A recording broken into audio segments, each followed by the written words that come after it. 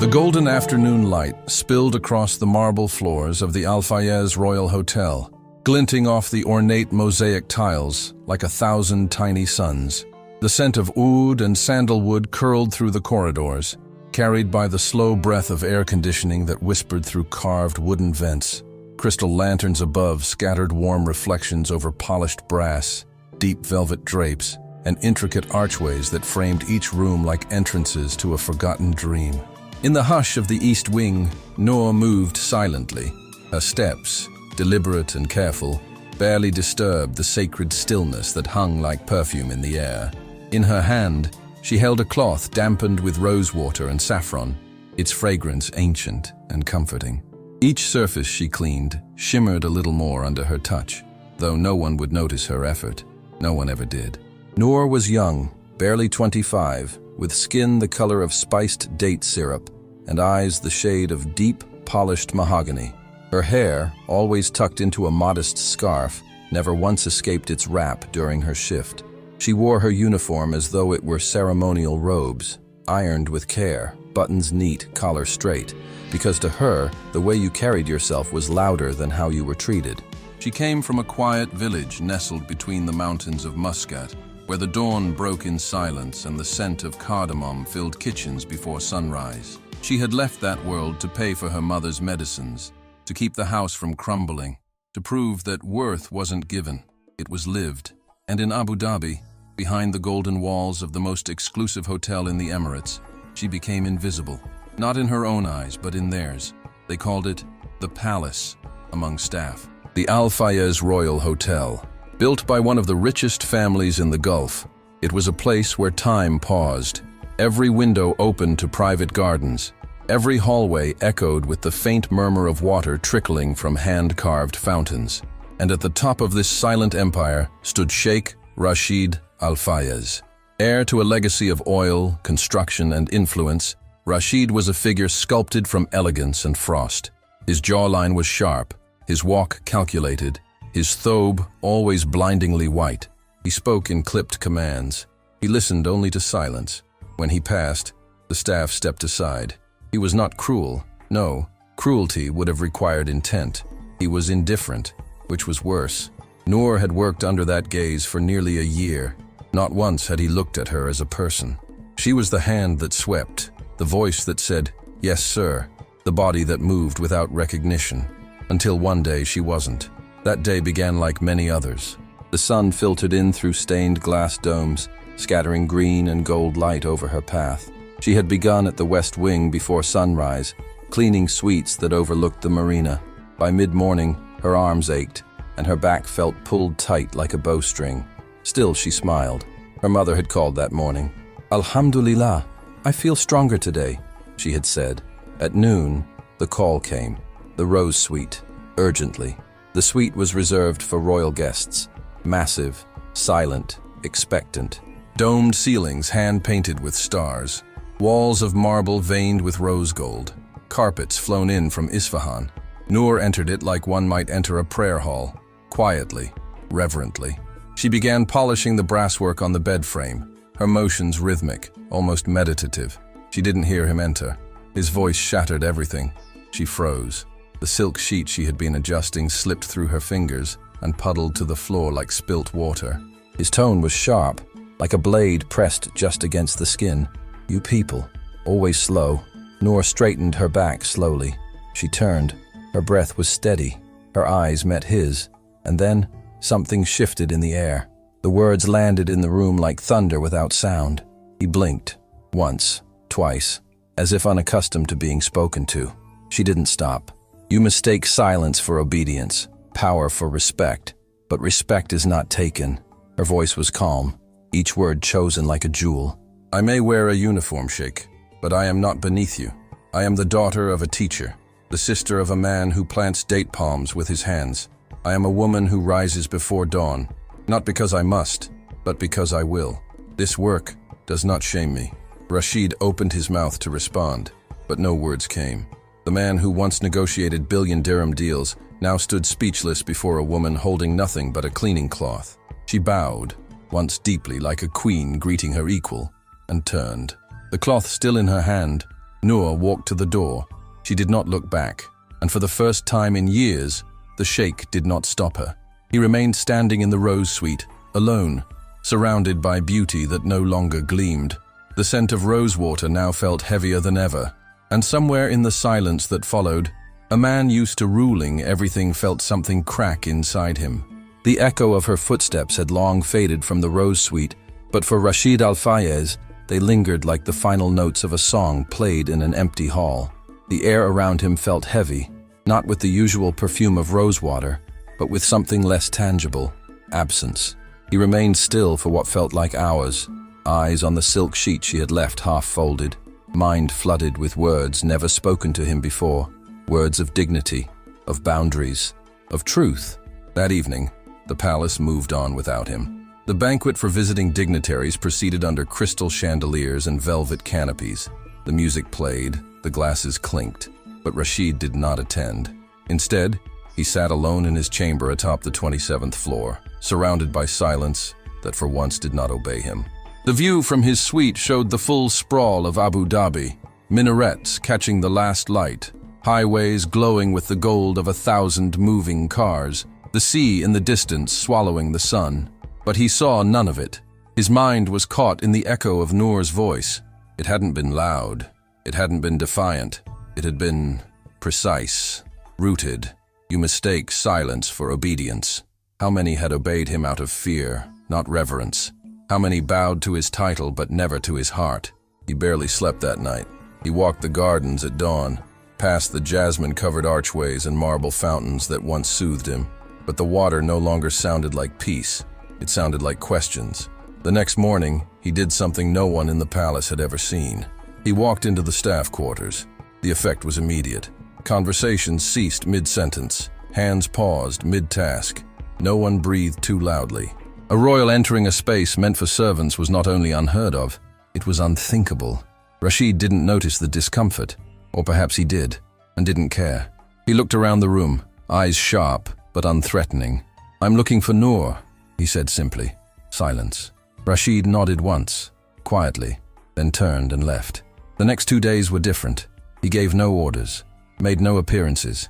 His calendar emptied itself like a cup poured slowly. The world did not end without him, but it felt different. At night, he wrote messages and deleted them. Delete. Delete. No, never that. He read about her village. He traced the distance from her home to the palace with his finger. He wondered what kind of strength it took to walk away from gold with only your name. The man blinked. A pause. They left the mirrored avenues of downtown behind. The steel towers gave way to stone buildings and painted shutters.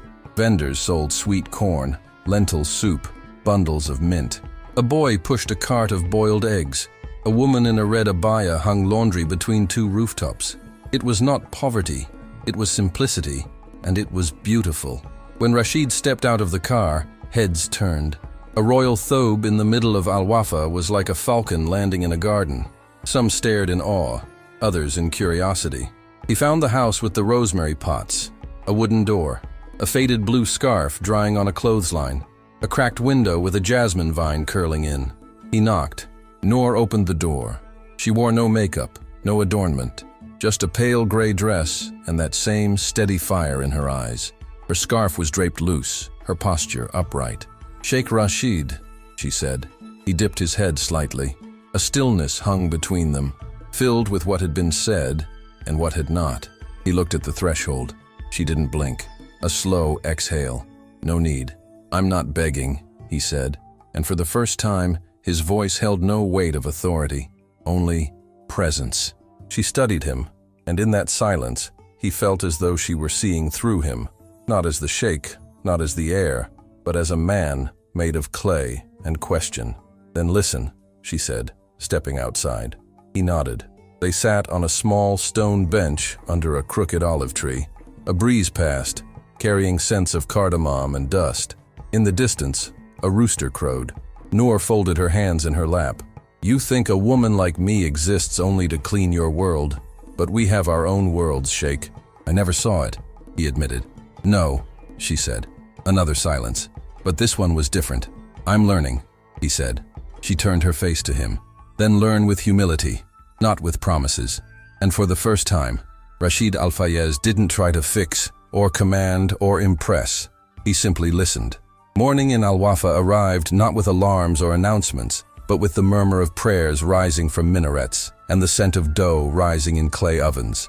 Birds flitted between the date palms, and children chased each other past the mosaic-tiled fountains that marked the old neighborhood's center. The sun was soft in its entrance, casting long shadows through latticed windows, lighting every crack in the stone walls with a golden reverence. Inside a modest home framed by rosemary and ivy, Noor moved like breath. Her scarf draped loosely over her hair, her hands wrapped around a clay cup of black tea steeped with cardamom and cloves. Her mother sat near the doorway, legs tucked beneath a wool blanket, eyes fixed on the street where life unfolded as it always had. Simple, vibrant, alive. "I saw him again," her mother said softly, voice laced with curiosity more than judgment. "Outside the bakery. He didn't buy anything, just stood there." Noor didn't answer. Her silence was not avoidance, but calculation. She had seen him too. Rashid, or rather, the man who used to be Rashid. There was a difference now.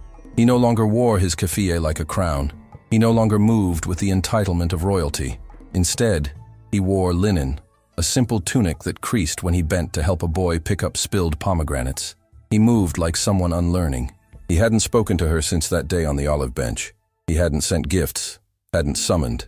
He simply showed up, again and again, in the narrow alleys of Al-Wafa, not in grand gestures but in small offerings of presence.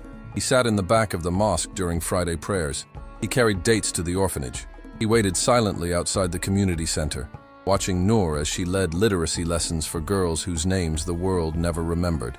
He was changing, or at least trying, and so she waited too. Not for an apology, he'd already given that. Not for love. She didn't dare hope for that yet. She waited for something deeper. Consistency, integrity, stillness that spoke. Then one morning a note appeared, pinned to the wooden door of the community center with a brass clasp. Noor found it just after dawn. "To the woman who made me hear silence for the first time. Thank you. May I learn more? If you'll let me. Rashid." The ink had bled slightly from the morning dew, but the words remained sharp. She read it once, then again, and again. Finally, she folded it carefully and tucked it into the inside pocket of her scarf, close to her collarbone, close to the part of her that still guarded belief. Later that week, Noor waited, not behind a door, not hidden, but in full view, seated beneath the familiar olive tree that had once witnessed a storm. She wore an abaya the color of twilight, embroidered with a single line of silver thread along the cuffs.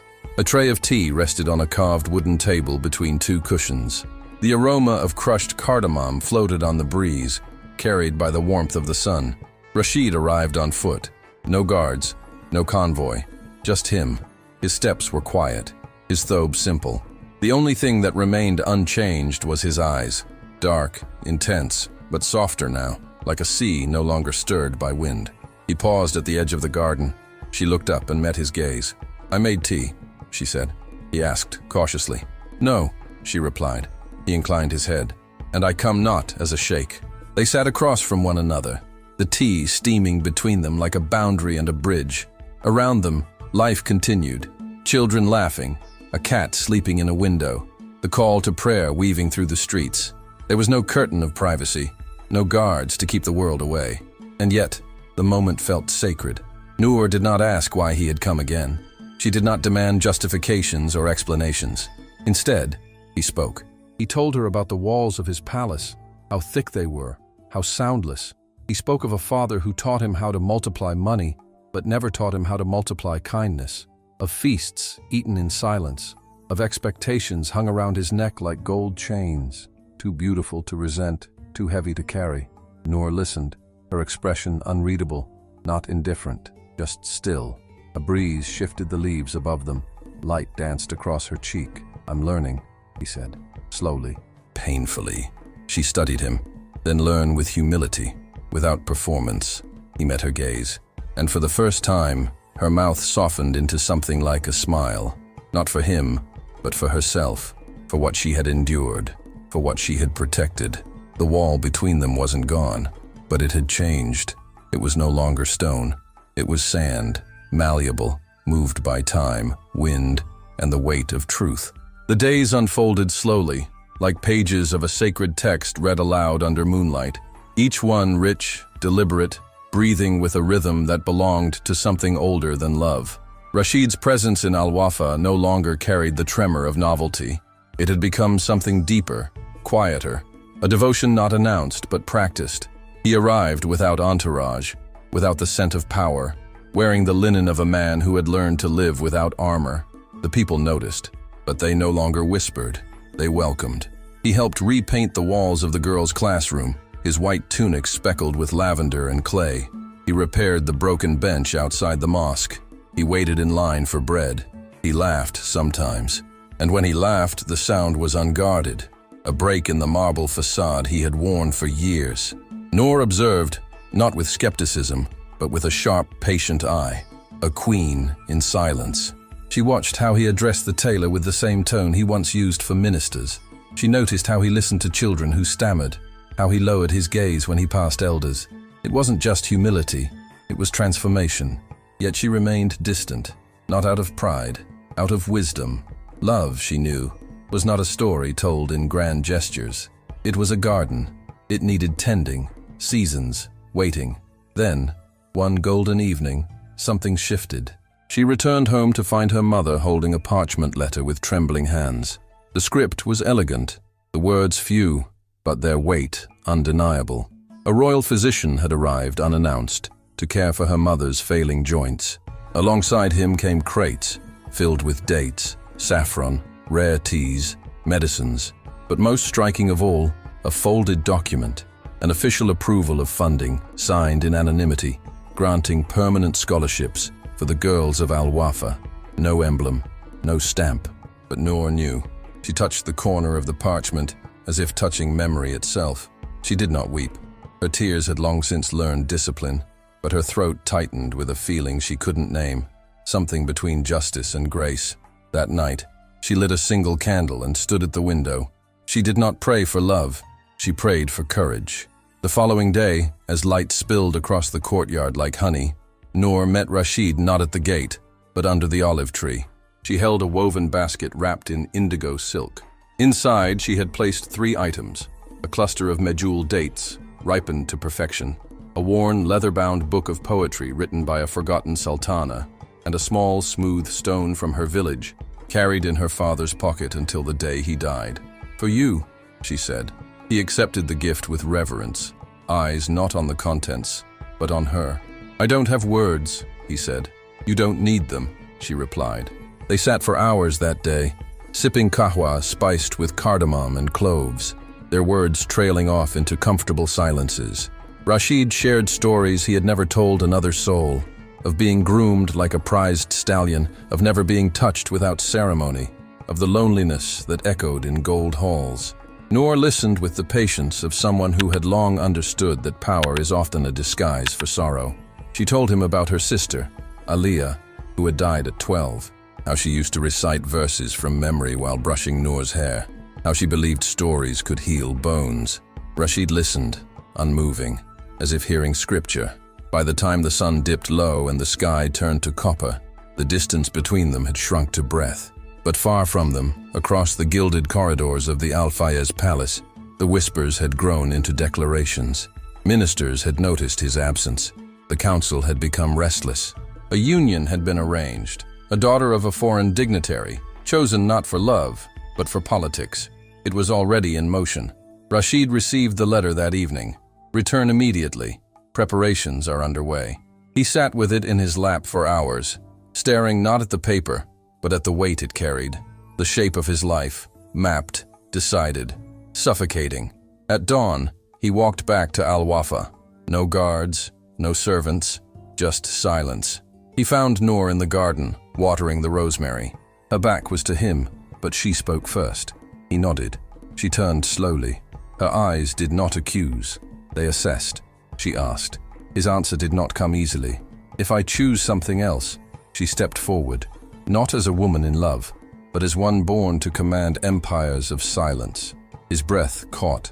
The answer was not yes, not no. It was a mirror, and in it, He saw himself, not as a sheikh, not as a son, but as a man standing at the edge of his own truth. The sand between them had hardened, not into a wall, but into a path. Rashid did not return to the palace right away. Instead, he wandered through the old port district long after the sun had dipped beneath the horizon. The scent of the sea clung to his clothes, mixed with the bitterness of diesel and old rope. His steps were slow, his eyes distant. The tide crashed against the stone barriers as if mocking his indecision. In this part of the city, no one bowed, no one whispered his name. They simply passed by, carrying baskets of fish, haggling over prices, calling out to children chasing stray cats under rusted lanterns. For the first time, Rashid felt invisible, and strangely, he didn't mind. He stopped near a cart of roasted nuts and watched the vendor sprinkle salt with a flick of the wrist. Nearby, a group of boys kicked a flat ball, yelling with unfiltered joy. Rashid leaned against a wall, watching the scene unfold like a life he had never lived. He wasn't Prince Rashid here. He wasn't the heir. He was simply a man caught between duty and the edge of something unnamed. Back in Al-Wafa, Noor's days remained steady, but not unchanged. She walked through the school like a current through familiar waters, present, powerful, unnoticed by none. The girls under her care had begun to emulate her, not just in speech, but in how they sat straighter, questioned deeper, dreamed louder. Noor had become a symbol, not because of who watched her, but because of how she never waited to be seen. One evening, Noor returned home to the scent of saffron rice curling through the house. Her mother stood by the stove, sleeves rolled, eyes calm. "He was here," she said, not turning. "Didn't stay." Noor found the bundle on the table, a folded piece of ivory linen. Inside, a string of olive wood prayer beads, old and smooth with time. Her fingers moved over them, pausing at each curve. It wasn't a gesture of apology. It was memory, legacy, a quiet offering. The next night, Rashid was at the olive tree again. He stood in the shadows for a while before stepping forward. His thobe was wrinkled, his hair unkempt. He looked like a man who had slept under questions instead of roofs. "They want a signature," he said. Noor didn't respond. Still, she said nothing. "I thought the hardest part would be defying them," he went on. "But it's not." Noor's voice was calm. "You feared losing yourself." He looked at her, his voice cracking slightly. "Then you'll finally know what's yours without needing it to be given," she replied. A long pause settled between them, filled only by the rustle of the tree's leaves above. He asked. She stepped closer. His next question came softly. She answered with quiet certainty. He lowered his gaze. He didn't kiss her. He didn't reach out. But something in him shifted, like armor falling in pieces to the ground. That night, Rashid returned to the palace not as a prince preparing for a union, but as a man confronting the weight of legacy. The halls were lit with golden lanterns, the marble under his feet colder than he remembered. The royal advisors waited behind closed doors. The contract sat on the table, a ceremonial pen, a prepared announcement. He walked in, read every word, then placed the pen down and left. No statement, no rebellion, just choice. He slipped through the side entrance of the palace and vanished into the city like sand caught in the wind. In the days that followed, the kingdom churned with whispers. The engagement was cancelled.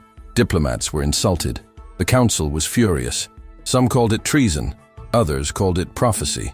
The man once molded for a crown had walked away from it, and the world couldn't understand why. Meanwhile, in Al-Wafa, Noor continued her routine. She planted herbs in the school garden, led a discussion on ancestral stories, taught a girl how to sign her name with pride. Then one warm afternoon, beneath the shade of a faded red canopy in the spice market, she reached for a bundle of dried apricots and froze. He was standing there, Rashid, not in robes, not in silk, a linen shirt rolled to the elbows, a leather notebook tucked beneath one arm, and in his other hand, quietly, without audience, a ring. Rashid did not speak when he saw her. His eyes did. Noor stood beside the crates of dried apricots, her fingers still clasping the parchment note she had just received from a merchant. Behind her, the bustle of the marketplace thrived in its daily chaos.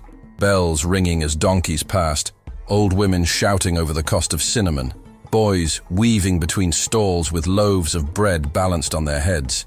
But within the pulse of the souk, the very air between them thickened. Time slowed. The wind paused. as if watching. He stepped forward, not with arrogance nor certainty, but with reverence, as though each step was a question, and she was the answer he hoped for but didn't deserve. "I had nothing to bring you," Rashid said, voice low, dry as the desert wind. Noor didn't glance at the ring. Her gaze lingered only on him, the slight sag of his shoulders, the sun-darkened crease at his brow, the calluses beneath his knuckles. She took in not the gift, but the giver, and after a breathless stretch of silence, she nodded. It wasn't surrender, it was recognition. They did not marry the next day, or the next week. No palace doors opened. No gold-laced invitations were delivered to distant rulers. What followed was far less glamorous and far more real. A quiet coexistence in a corner of the world the royal court would never dare walk. Rashid found shelter in a humble mud-brick home with narrow windows and a door that stuck when it rained. He took his meals on the floor, his back against cool walls that whispered silence, not command. Each morning he walked barefoot to the market, carrying dates wrapped in palm fronds. He swept the mosque courtyard alongside the caretaker. He stitched a torn carpet at the school and taught a boy how to write his name in the dust. His days became chapters of labor, of humility, of learning how to be small without being less. The people of Al Wafa noticed. At first, they watched from corners. Then they greeted him. Then they welcomed him. Children shouted his name with mischief. Women offered him olives wrapped in cloth. An old man asked if he would help fix a broken irrigation pipe. Rashid accepted every task, never once reminding anyone who he had been. Noor observed in silence, her heart not moved by gestures, but by their repetition. He never once sought to prove anything. He simply remained, present, available, human. And yet, even as their lives intertwined with slow, deliberate intimacy, the fire approached. The royal court, bloated with pride and paralyzed by tradition, could not ignore the rupture. The cancelled engagement had insulted a powerful Gulf ally. Ministers panicked. Diplomats fumed. The king's health, already failing, became the excuse for harder voices to rise. The question of succession surfaced like a wound. Rashid's absence was now a threat, not only to order, but to image. The council whispered of exile, of disownment, of erasure. He was no longer just a rebellious prince. He was a precedent, and precedents, in palaces, are poisons. One evening, Noor walked into her classroom to find the window smashed. A rock lay beneath the desk, wrapped in cloth. No note, no name, but the message was clear. Not everyone in Al Wafa admired the prince who had stepped down. Some feared what his presence meant. That night, Rashid watched her light a lantern in the courtyard. She didn't cry. She didn't speak. She simply lit the flame and stared at it, as if asking it for answers. He stood beside her. Days later, at dawn, a rider arrived. He wore a black bisht with no royal insignia. His face was veiled beneath a keffiyeh wrapped tight. He dismounted in silence, handed Rashid a scroll sealed with the blood-red mark of the House of Zahir, then turned and left without a word. Rashid broke the seal. Summons. He was ordered to return to court, not to explain, to be judged. Charges: abandonment of royal duty, damage to foreign alliance, threat to the continuity of the crown. He stared at the parchment for a long time, then folded it, placed it on the table between them. Noor didn't ask what they would say, or what would happen, and as the sun broke over the horizon, casting gold across the rooftops of Al Wafa, they began the journey not toward a throne, but toward a reckoning. The palace loomed like a mirage turned to stone, grand, gleaming, yet hollow. Rashid approached its gates not with fanfare or retinue, but with dust on his boots and silence in his steps. He wore a plain thobe, its hem tinged with the color of the desert. His keffiyeh was wrapped loosely, not to hide, but to declare. He came not as heir, but as man. Beside him, Noor walked with the quiet defiance of a tide that would not retreat. She wore a simple black abaya, her hands bare, her gaze fixed forward. She carried no tokens of support, only the strength of truth that wrapped itself around her like armor. The guards at the entrance hesitated, not because they didn't recognize him, but because they did. There had been no protocol prepared for this, the return of the fallen prince. He offered no papers, no demands, only a nod. They opened the gate. The stone creaked as if groaning beneath the weight of unfinished history. The corridors of the palace whispered as he walked. Memories slid across the walls, echoes of his childhood laughter, of footsteps from ceremonies long past, of corridors once filled with reverence. But today, no one bowed. No steward announced his name. He walked as a ghost reclaiming form. The grand hall awaited. It had once been a place of glory. Now it felt like a cage carved in ivory. Light filtered through ornate skylights, casting golden patterns on the mosaic below. An eagle, mid-flight, talons extended over a sunburst of emerald and blue. It was the symbol of House Zahir. Rashid stepped onto it with no ceremony. The High Council sat in elevated seats behind a carved ebony bench. 12 men, 1 woman, Lady Samira, each cloaked in indigo trimmed with silver. Their eyes were sharp, weary, prideful. The throne beside them, once his destination, now sat empty. The king was said to be too ill to preside, but the absence echoed like thunder. This was not just trial, it was erasure. Noor was instructed to remain at the edge. She did, but her presence filled the space like perfume. She was uninvited, yet unavoidable. The chamber doors closed behind them, and the trial began. A scribe read the charges, his voice crisp, calculated. Abandonment of royal duties, violation of diplomatic trust, public refusal of strategic engagement, destabilization of the line of succession. Each accusation landed like stone dropped into still water. One elder asked. Rashid's voice did not rise. "I do not deny them." A murmur. He paused. Lady Samira leaned forward. "No," Rashid said, meeting her eyes. "I walked away from myself." A heavy silence, the kind that made men uncomfortable with truth. Another asked. He smiled faintly. One elder stood. "Your name was carved into history." The council deliberated behind closed curtains. Outside, guards stood unmoving. Noor remained seated, but her back was straight, her breath even. She did not look afraid. When the council returned, the scroll of judgment was handed to the speaker. He rose. "Rashid bin Zahir, former heir to the crown, by decree of the High Council, you are stripped of all titles, rights of succession, and ceremonial privileges. You are banished to the borderlands, forbidden from returning to the capital, or participating in any matter of royal or diplomatic consequence." The hall fell silent. Rashid did not flinch. He stepped forward, removed the ring bearing his house's sigil, and placed it at the center of the eagle mosaic. The guards approached. Noor rose. One of the guards raised a hand. Rashid looked at Noor. He offered his hand. Noor took it. They turned, and together walked out, past the pillars carved with royal victories, past the arches that once framed portraits of his lineage, past the throne that had waited for him like a curse. Outside, the light was blinding, the sky endless. They did not look back. For the first time, Rashid walked as a man who owed nothing and feared nothing. And Noor, beside him, was not his companion.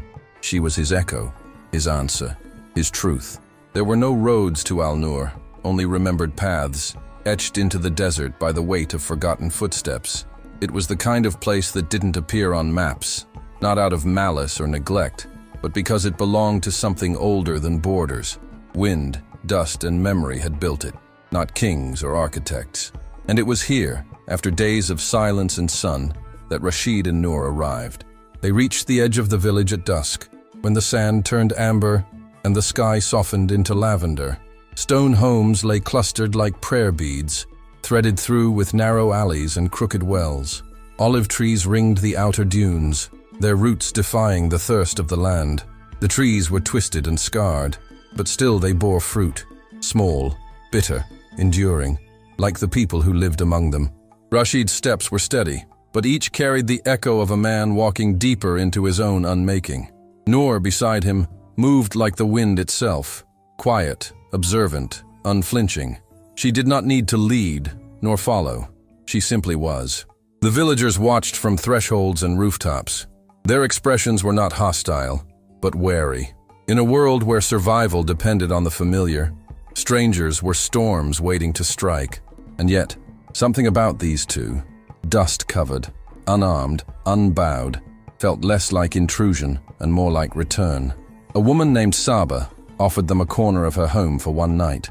"Just until you find your feet," she said, though she was missing one of her own. Hospitality was measured not in abundance, but in absence, how much one was willing to give up. They accepted without pride or protest.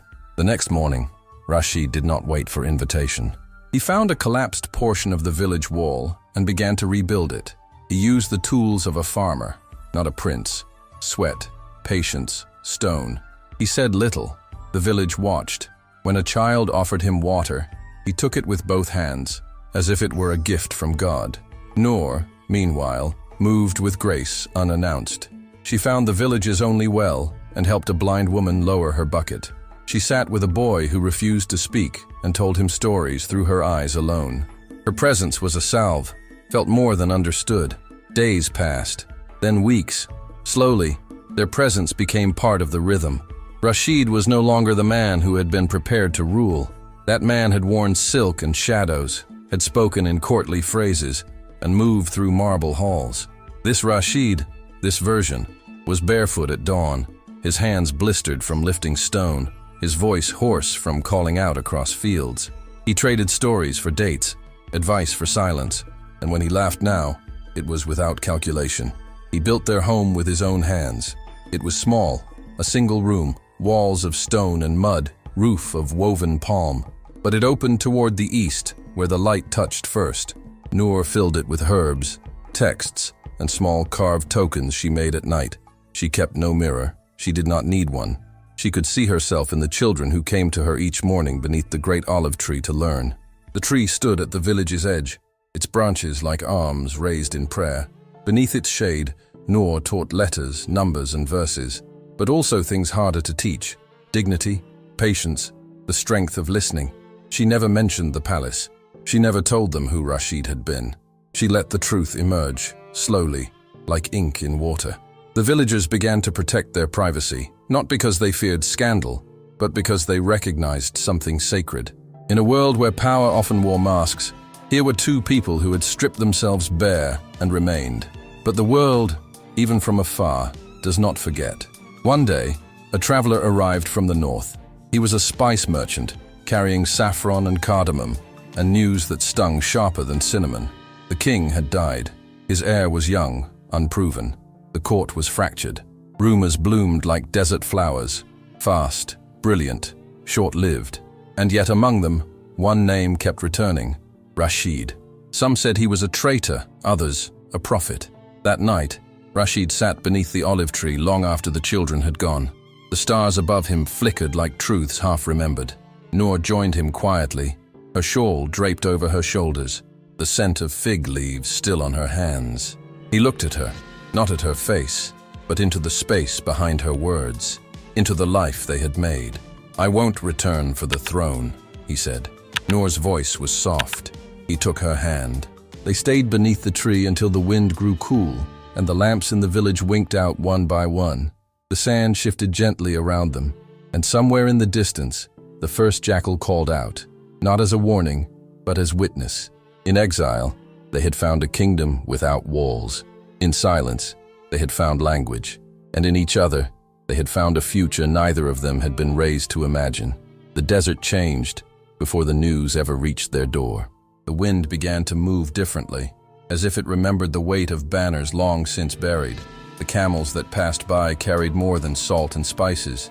They carried stories of unrest, of silence broken, of power shifting like dunes under a storm. The boy king, barely old enough to fill the throne, had inherited more than a crown. He had inherited fear, and fear, when it cannot rule, begins to fracture. Rashid noticed it first, not in the words of men, but in the way birds no longer landed on the edge of their roof. He felt it in his chest, a tension he had not known since the day he left the palace behind, as if something once severed was slowly pulling him back. But he said nothing to Noor. Instead, he buried himself deeper into the village. He dug longer irrigation canals. He reinforced the school's walls. He taught the children to measure shadow with sticks, to tell stories in circles. At night, he lay with Noor beneath their thin roof, tracing constellations in silence. But even the stars, once so sharp, now blurred with meaning he could no longer ignore. Noor watched him. She always had. But now her gaze was different, not laced with worry, but with quiet preparation. She had seen the signs too. They were not new. Power never forgets its fallen sons. The messengers came at dawn, 3 riders, dressed in robes of sand and smoke. Their camels bore the sigil of the royal council, once Rashid's enemies, now desperate diplomats. They did not enter the village like conquerors. They walked, heads bowed, until they found Rashid tending a broken wheel behind the olive tree.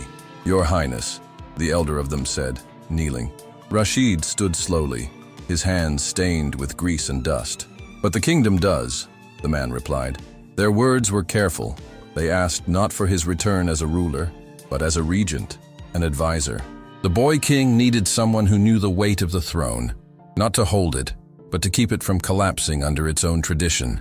The ministers were divided, the people disillusioned, the court paralyzed. Rashid's exile had become legend. Now they wanted the man behind the myth. He did not answer immediately. He asked for 3 nights. The village fell into a hush. Children stopped playing near his home. Elders spoke in murmurs. Noor moved as always, quiet, exacting, but her silence now had gravity. She brought him food without asking if he would eat. She touched his shoulder before sleep, as if memorizing its warmth. On the first night, Rashid walked beyond the olive groves, barefoot, alone. The sand burned him, but he welcomed it. He whispered prayers he had long forgotten, not for answers, but to hear how they sounded in his own voice. He asked the stars if they remembered the man he used to be. They gave him only silence in return. On the second night, he sat with Noor beneath their tree. She sharpened a knife for her herbs. He watched the way her fingers moved, steady, precise. Finally, she said, "The throne was never your enemy," he asked. "Then let me be your mirror," she said. He smiled at that. It was the kind of smile he hadn't known how to wear in the palace, the kind not rehearsed, only remembered. On the third night, he visited every family in the village, not to say goodbye, but to listen. The baker's daughter wanted him to bring stories back. The old man, who once doubted him, offered a staff. The next morning, he and Noor packed. They took only what mattered, her satchel of herbs and scrolls, the carved bowl they had used for every meal, a handful of dried dates, and the cloak Rashid had worn the night he left the palace.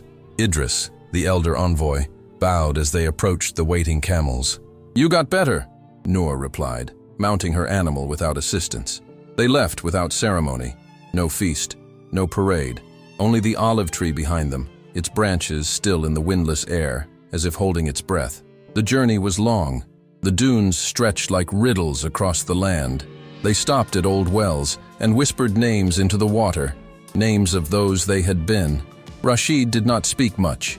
He stared ahead, his jaw set, not with ambition, but with conviction. They passed through cities where no one recognized them, but everyone felt their presence.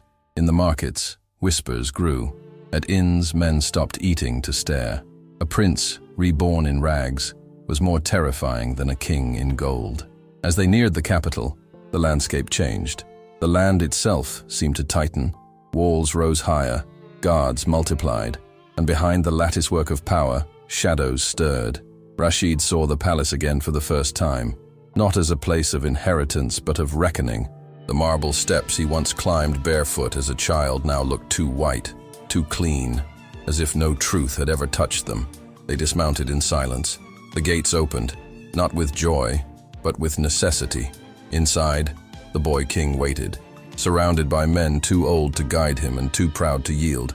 When Rashid entered, there was no bow, no trumpet, only a flicker in the young ruler's eyes, relief or fear. "You came," the boy said. "I came to help," Rashid answered. The court held its breath. Rashid glanced to Noor. She stood just behind the veil of archways, her face calm, her presence quiet. She would not enter the room, but she had already filled it. The prince turned regent crossed the hall with measured steps, and the throne, so long abandoned in his mind, watched him come, not as its master, but as its keeper. The palace had not changed. Its walls still rose like ivory cliffs. Its mosaics still shimmered beneath sunlight filtered through latticed domes. The air smelled of oud and rose water, the marble halls polished until the stars reflected back. But for Rashid, nothing was as it once seemed. The palace was no longer home. It was memory preserved in perfume, a haunting. He walked its corridors not as a returning prince, but as a guest in a forgotten legend. Servants bowed, but with uncertainty. Guards saluted, but with questions in their eyes. His name echoed in corners it once commanded, now twisted by time, myth, and fear. The boy king, Yahya, watched him from the high chair, legs dangling just above the golden footrest. He was wrapped in brocade too heavy for his frame, a ceremonial falcon embroidered across his chest. Behind him stood the council, men of lineage and ambition, robed in age and decorum, wielding tradition like a dagger dulled by pride. Rashid bowed his head, not to the crown but to the burden it bore. Yahya's voice wavered. "You are, once," Rashid said gently. The boy's fingers clutched the armrest. "They are not wrong," Rashid replied, standing tall. "But I return not to reclaim, only to guide." There was silence. One of the ministers shifted, his jeweled rings clicking against his ivory cane. "He cannot simply walk back into court," he muttered. "I have paid it," Rashid said, without raising his voice. In silence, in labor, the room held its breath. Yahya looked toward Noor, who stood quietly behind the veil of the colonnade, her face hidden in the half-light, the hem of her robe brushing mosaic. She did not speak. She did not need to. Her presence anchored Rashid, and something in her silence made the boy nod. "Then stay," Yahya said. So began Rashid's return, not as ruler, but as regent, an advisor in name, a mirror in practice. He sat beside the boy during audiences, spoke in measured tones, rewrote decrees with gentler language. He refused the royal chambers and lived instead in a modest suite near the palace gardens. Noor transformed it with books, herbs, and light. She never entered court, but her scent lingered on Rashid's robes, her counsel etched in every word he chose not to speak. The ministers watched. They tolerated Rashid's presence, but respect is rarely born of tolerance. It must be forged, and the old guard, steeped in custom, resented his simplicity, his humility, his refusal to play their game. They began to whisper that he had returned with a witch, that the desert had softened his spine, that Noor was not a woman of court, but a shadow wrapped in linen. Some demanded she be removed from palace grounds. Others called her a distraction, a threat. Rashid remained unmoved. "I left this palace for the truth," he told them. But truth in a palace is a dangerous guest, and Rashid soon realized that the boy king was not merely a symbol to guide, but a soul in crisis. Yahya feared sleep. He woke with nightmares of daggers in wine, whispers behind walls, the weight of a crown too large for his head. Rashid sat beside him many nights, listening, telling stories, not of battles, but of fields, of soil, of a life beyond velvet and protocol. He taught him to plant a single rose in the palace garden. The boy named it after his mother, and yet the court's unrest grew. Factions formed. One night, a scroll was slipped beneath Rashid's door, a list of names. Those who would see the council purged, those loyal to Rashid, those not. Noor read it beside him in silence. "They will force your hand," she said. "I have no sword," Rashid replied. "You have something sharper." The next day, he addressed the council, not with threats, but with truth. "I did not return for revenge," he said, "but I will not be a figurehead for your politics." Some scoffed, some glared, but one minister, a man who had once signed Rashid's exile, stood and bowed. That day, the palace shifted, not in power, but in posture. Children were welcomed into court gardens. The kitchens began preparing simpler meals, shared with orphanages nearby. A market was opened inside the northern gate, where merchants once banned from court could now trade freely. Noor's teachings reached the maids, who passed them to their daughters, who passed them to visiting nobles. A new rhythm began to beat beneath the marble. But peace never arrives unchallenged. In the western provinces, a distant cousin raised banners. He called Rashid a heretic, claimed the crown should not rest in the hands of a child guided by a ghost. Letters arrived with threats. Allies faltered. The council met in secret. Rashid was not invited. When he learned of it, he went not with guards, but with Noor. They entered the hall in silence. The ministers stood, startled. Rashid did not demand their allegiance. The silence answered him. That night he returned to Yahya and placed the royal seal beside the boy's bed. He turned to leave. Yahya asked, "To walk the gardens?" Rashid smiled. "And to rest?" For tomorrow, the crown will be lighter or heavier. Dawn spilled across the domes like molten amber, bathing the palace in a light too gentle for the weight it bore. The breeze drifting through the carved archways was perfumed with oud and crushed orange blossoms, the scent of ceremonial peace.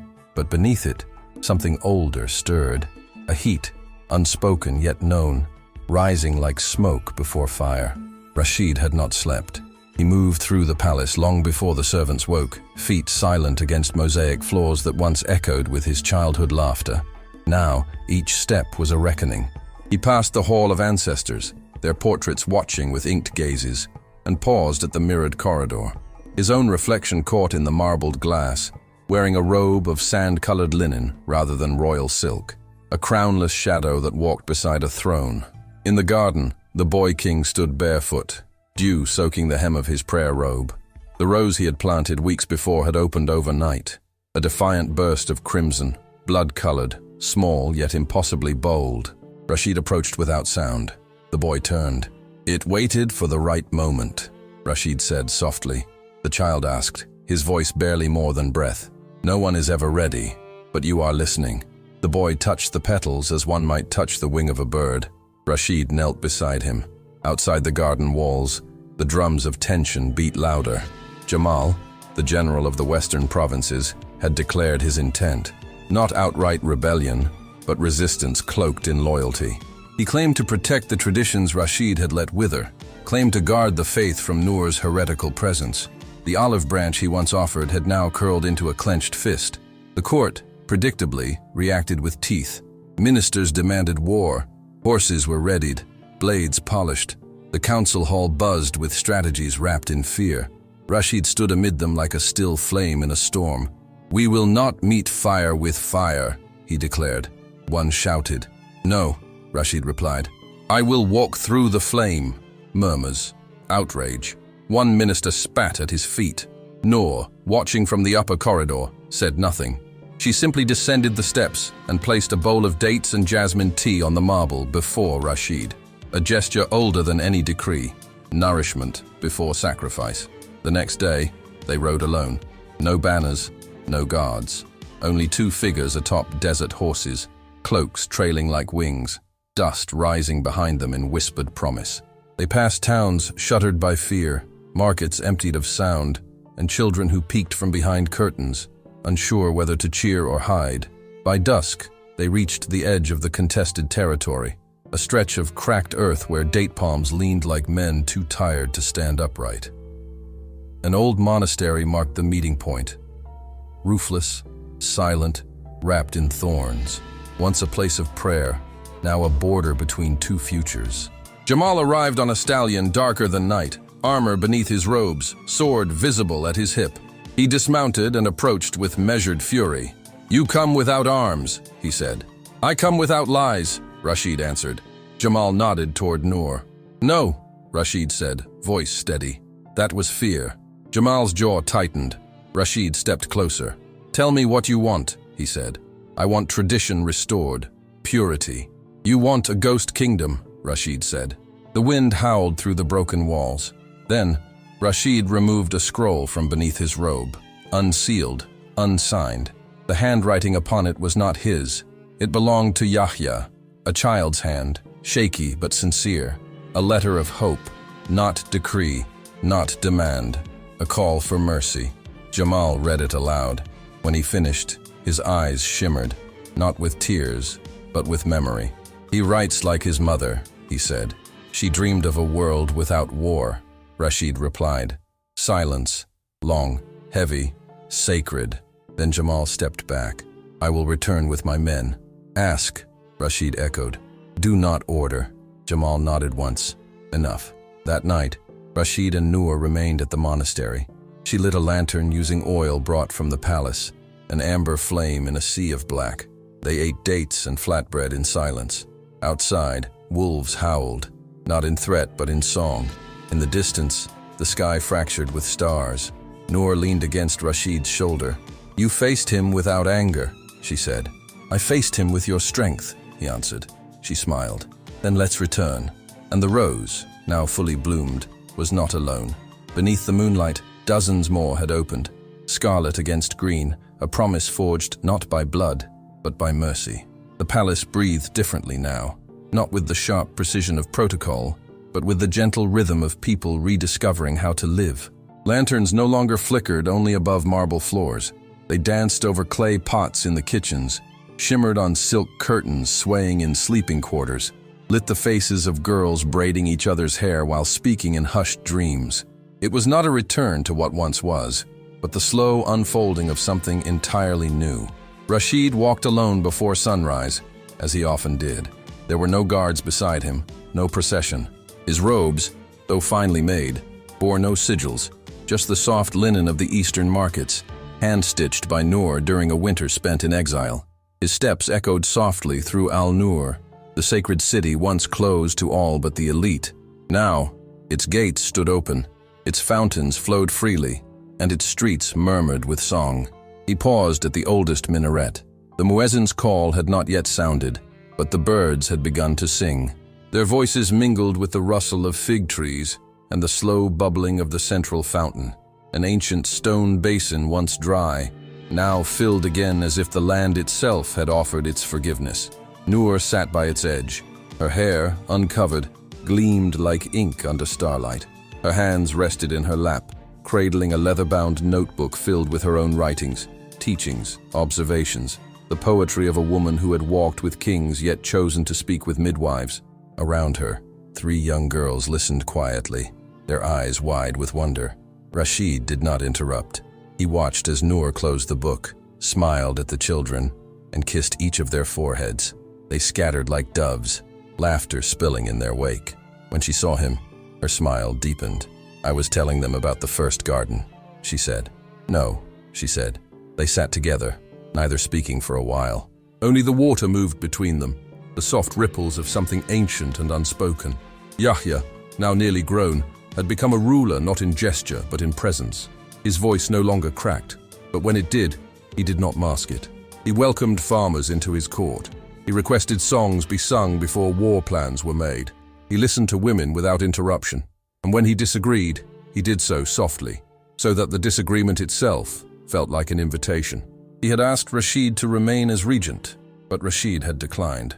Advisors should not cast shadows, he had said. So instead, he stayed as something else, neither ruler nor servant, a gardener of minds, a witness to what might be born when pride and fear are no longer kings.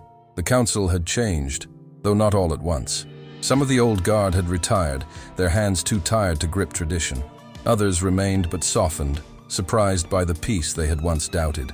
Noor, though never seated formally, became a name invoked in decisions far beyond the walls of the palace. Her presence was felt more than it was seen, like the scent of cardamom in tea or the silence after a prayer. Jamal had become something else too. He arrived unannounced one morning, not with soldiers but with sacks of wheat. He offered them not to the treasury, but to the kitchens. For the children, he said. No one bowed to him. He did not ask for titles.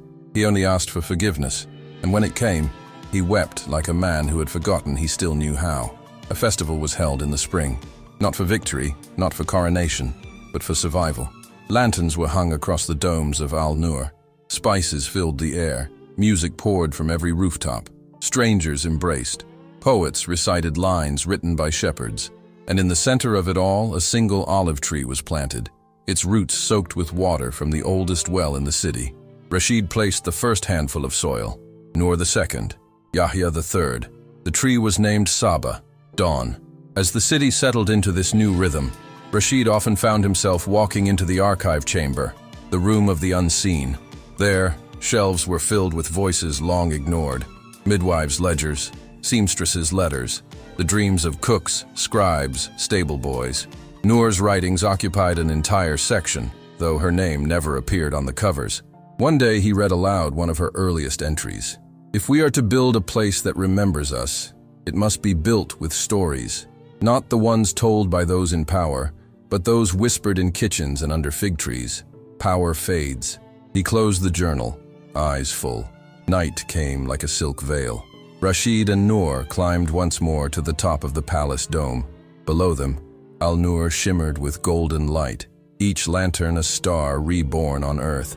The moon hovered full above them, casting long shadows that felt like memories stretching into future. Rashid asked. "Only if we forget to remind them," Noor answered.